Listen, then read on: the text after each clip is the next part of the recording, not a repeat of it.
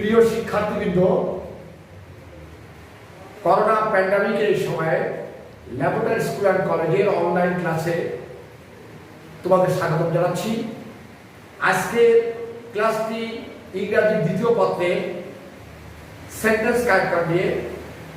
এই ক্লাসটি নবম ও দশম শ্রেণীর জন্য। আসা যাক আমরা এবার মূল আলোচনায় ফিরে আসি। তোমরা আমাদের সামনে বোর্ড রয়েছে, বোর্ডের দিকে খেয়াল করো। আমি এই বিষয়টি সবিস্তারে আলোচনা করছি। সেন্টেন্স ক্যারেক্টার্স অ্যান্ড ইন্ট্রোডাকশন অর্থাৎ সূচনা। সেন্টেন্স অর্থ বাক্য, কানেক্টর অর্থ সংযোগকারী। সেন্টেন্স কানেক্টরস এটাকে লিঙ্কিং ওয়ার্ড আমরা বলতে পারি। সেন্টেন্স কানেক্টরস বা লিঙ্কিং ওয়ার্ড বলতে সেই শব্দকে বোঝায় যেটি সেন্টেন্সে কনজাংশনের দায় কাজ করে এবং দুই অথবা ততোধিক ওয়ার্ড, ফ্রেজ ও ক্লজকে যুক্ত করে। এখানে আমরা কানেক্টরের ইউজেস দেখিয়েছি। ইউজেস অফ কানেক্টরস, এক নম্বর অ্যান্ড মানে হচ্ছে এবং। অ্যান্ড শব্দটি সমজাতীয় ওয়ার্ড বা ক্লজকে যুক্ত করে। Example, Rana and Roni go there. He studied hard and pass the exam. Two or দ্বিতীয় অর্থে ব্যবহৃত হয় নতুবা অথবা। বিপরীত ধর্মী অর্থ বোঝায় এরূপ দুটি ক্লজকে যুক্ত করার ক্ষেত্রে অর ব্যবহার করা হয়। Example, study hard or you will fail in the exam. তিন নম্বর বাটের অর্থ হচ্ছে কিন্তু। বাট দ্বারা সাধারণত বিপরীত ধর্মী অর্থ প্রকাশ পায় এমন দুটি ক্লজকে যুক্ত করে। Example, he went to school but failed to attend the class. চার অ্যাজের চারটি অর্থ: রূপ, হিসেবে, যেহেতু, যদিও। এখানে একটি এক্সাম্পল শো করেছি। I attend the program as the chief guest. এখানে হিসেবে অর্থ এসেছে আমি অনুষ্ঠানটিতে যোগদান করেছিলাম প্রধান অতিথি হিসেবে। দুই নম্বর example, as he was poor he would not buy the shirt. যেহেতু সে গরিব ছিল শার্টটি কিনতে পারলো না। এখানে as শব্দটি যেহেতু অর্থে ব্যবহৃত হয়েছে। নাম্বার 5, সিন্সের অর্থ যেহেতু বা কারণ অর্থে সিন্স ব্যবহার করা হয়। সিন্সের ব্যবহার এর মতো দুটি ক্লজের মাঝে হতে পারে, আবার শুরুতে হতে পারে। তবে সিন্স অবশ্যই কারণযুক্ত বাক্যাংশের প্রথমে বসে। আমরা এই এক্সাম্পলটি লক্ষ্য করি। Since the water was very salty they could not drink it. যেহেতু পানি খুব লবণাক্ত ছিল তারা এটি পান করতে পারল না। এখানে সিন্স যেহেতু অর্থে বসেছে এবং বাক্যের প্রথমে এবং কারণযুক্ত অংশের সঙ্গে। B number example, I could not do it since I went to Khulna for 3 days. আমি আর করতে পারলাম না কারণ আমি 3 দিনের জন্য খুলনা গিয়েছিলাম। এখানে সিন্সটা মাঝে ব্যবহৃত হয়েছে এবং অবশ্যই কারণযুক্ত বাক্যাংশের প্রথমে বসেছে। বিকজ শব্দের অর্থ কারণ। বিকজ কারণ নির্দেশ করে এমন ক্লজের পূর্বে দুটি ক্লজের মাঝে বসে। আমরা এক্সাম্পলটি লক্ষ্য করি। হি ইজ অ্যাবসেন্ট, সে হয় অনুপস্থিত। Because he could not prepare his lesson, কারণ সে তার পড়া সম্পন্ন করতে পারেনি, এখানে বিকজটা মাঝখানে রয়েছে। নাম্বার 7 ফর, কারণ। কারণ অর্থে ফর ব্যবহার করা হয়। ফর কারণযুক্ত বাক্যাংশের পূর্বে বসে। এক্সাম্পলটি লক্ষ্য করি, nobody likes him for he is dishonest. কেউ তাকে পছন্দ করে না কারণ সে অসৎ। এখানে ফরটা কারণ অর্থে ব্যবহৃত হয়েছে। নাম্বার 8 দ্যাট, উদ্দেশ্য বোঝাতে দ্যাট ব্যবহার করা হয়। দ্যাট সাধারণত ফলাফলযুক্ত বাক্যের পূর্বে বসে। এক্সাম্পল লক্ষ্য করি, he works hard that he could earn marks. সে কঠোর পরিশ্রম করে যাতে সে অধিক আয় করতে পারে। এবার নাম্বার 9 দেন।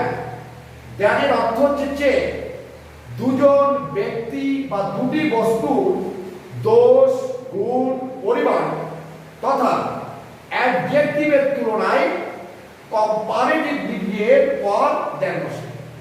আমরা এখানে দেখতে পেলাম দেন সবসময় কম্পারেটিভ ডিগ্রি এর পর বসে। Example, Rahim is taller than Karim. এখানে দুজনের গুণের প্রকাশ পাচ্ছে এবং এখানে comparative degree. Number 10 as, as, so as, such as. Such as অর্থ হচ্ছে এত বা এমন, আর বা যেমন। সমজাতীয় ব্যক্তি বা বস্তুর তুলনায় এগুলো ব্যবহৃত হয়। Example, Mina is as beautiful as Rina. এখানে মীরা একটি মেয়ে এবং রিনা একটি মেয়ে। এই সমজাতীয় দুইজন ব্যক্তি গুণের তুলনায় অ্যাজ ব্যবহৃত হয়েছে। Number B, I never see such a man as Kamal. আমি কামালের মতো এমন লোক আর দেখি নাই। নাম্বার 11 দো অলদো, উভয়ের অর্থ যদিও। দুটি বিপরীতধর্মী অর্থযুক্ত ক্লজের মধ্যে লিঙ্ক স্থাপনের জন্য এগুলো ব্যবহৃত হয়। এগুলো বাক্যের শুরুতে কিংবা দুটি ক্লজের মাঝে ব্যবহৃত হয়। আমরা এক্সাম্পলগুলো খেয়াল করি। প্রথমটি, দো he is poor he is happy. এটা প্রথমে দো ব্যবহৃত হচ্ছে। পরের বাক্যে হি ইজ রিচ দো হি ইজ অনেস্ট। সে হয় গরিব যদিও সে সৎ। Number 12 in order to. In order to শব্দের অর্থ উদ্দেশ্যে। কোনো উদ্দেশ্য বা লক্ষ্যে কিছু করা হলে সেক্ষেত্রে কর্তা লক্ষ্য বা উদ্দেশ্য নির্দেশ করে এমন শব্দগুচ্ছের আগে ইন অর্ডার টু বসে। এটি সেন্টেন্সের শুরুতে ও মাঝে দুভাবে ব্যবহৃত হতে পারে। আমরা উদাহরণটি লক্ষ্য করি। Example, in order to learn English you have to practice the 4 skills. প্রথম বাক্যে in order to বাক্যের শুরুতে বসেছে। দ্বিতীয় বাক্যে he works hard in order to earn money. সে কঠোর পরিশ্রম করে অর্থ আয়ের উদ্দেশ্যে। এখানে in order to দুটি ক্লজের মাঝখানে বসেছে। এবার খেয়াল করি 13 ওয়েদার। ওয়েদার শব্দের অর্থ হচ্ছে কিনা। কোনো অনিশ্চিত ভাব প্রকাশ ক্লজের পূর্বে ওয়েদার বসে। আসবে কিনা, ঘটবে কিনা, হবে কিনা, এরকম অনিশ্চিত ভাব, এরকম অর্থে ওয়েদার ব্যবহার করা হয়। এক্সাম্পলটি খেয়াল করি, I do not know whether he come. আমি জানি না সে আসবে কিনা। Number 14 whereas. হোয়ারাস শব্দের অর্থ হচ্ছে যেখানে অথবা অথচ। একটি ঘটনার সাথে অন্য একটি ঘটনার তুলনা করতে হোয়ারাস ব্যবহৃত হয়। হোয়ারাস সর্বদা দুটি ক্লজের মাঝে বসে এবং এর পূর্বে একটি কমা বসে। আমরা উদাহরণটি লক্ষ্য করি।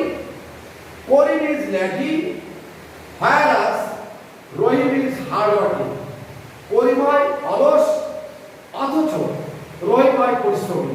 আমরা এখানে খেয়াল করি প্রথম ক্লজের পরে একটি কমা বসেছে। শব্দের অর্থ হচ্ছে যদি না। যদি না অর্থে দুটি ক্লজকে যুক্ত করার সময় আনলেস ব্যবহৃত হয়। আনলেস শব্দটি কারণ নির্দেশকারী ক্লজের পূর্বে বসে। উদাহরণটি লক্ষ্য করি, don't go tomorrow unless I come. তাহলে আনলেস শব্দটি কারণযুক্ত অংশের পূর্বে বসেছে। আগামীকাল যেও না যদি না আমি তোমাকে ডাকি। নাম্বার 16, আনটিল যতক্ষণ না। যে পর্যন্ত না অর্থে আনটিল দ্বারা দুটি ক্লজকে যুক্ত করা হয়। Example, wait until the rain stops. Number 17, till. Till শব্দের অর্থ যতক্ষণ। যে পর্যন্ত বা যতক্ষণ অর্থ বোঝাতে টিল দ্বারা দুটি ক্লজকে যুক্ত করা হয়। Example, don't start till I arrive. Number 18, as if as though. এর অর্থ হচ্ছে যেন। যেন অর্থে কমপ্লেক্স সেন্টেন্সে আনরিয়েল বা অবাস্তব ঘটনা বর্ণনা করতে এগুলো ব্যবহৃত হয়। এক্সাম্পলটি খেয়াল করি, he talks as if he was mad. সে এমন ভাবে কথা বলে যেন সে পাগল। এটা আনরিয়েল ঘটনা প্রকাশ করছে। Number 19, if. ইফ শব্দের অর্থ হচ্ছে যদি। কন্ডিশনাল বা শর্তযুক্ত ক্লজের পূর্বে ইফ বসে দুটি ক্লজকে যুক্ত করে। এটি সেন্টেন্সের শুরুতে কিংবা দুটি ক্লজের মাঝে বসে। Example, if you read you will learn. এটা সাধারণত কন্ডিশনাল সেন্টেন্সে এটা ব্যবহৃত হয়। প্রিয় শিক্ষার্থীবৃন্দ, আমরা সেন্টেন্স কারেক্টর সম্পর্কে সবিস্তারে আলোচনা করতে পারিনি। এই টপিকসে কিছু অংশ আজকে আলোচনা করলাম। আমরা পরবর্তী ক্লাসে বাকি অংশ আলোচনা করব। তোমরা বাসায় বেশি বেশি করে প্র্যাকটিস করবে। বিশেষ করে 2016 থেকে 2020 সাল পর্যন্ত বিভিন্ন যে বোর্ড কোশ্চেনগুলো আছে এগুলো বারবার প্র্যাকটিস করবে এবং প্র্যাকটিসের মাধ্যমে তোমরা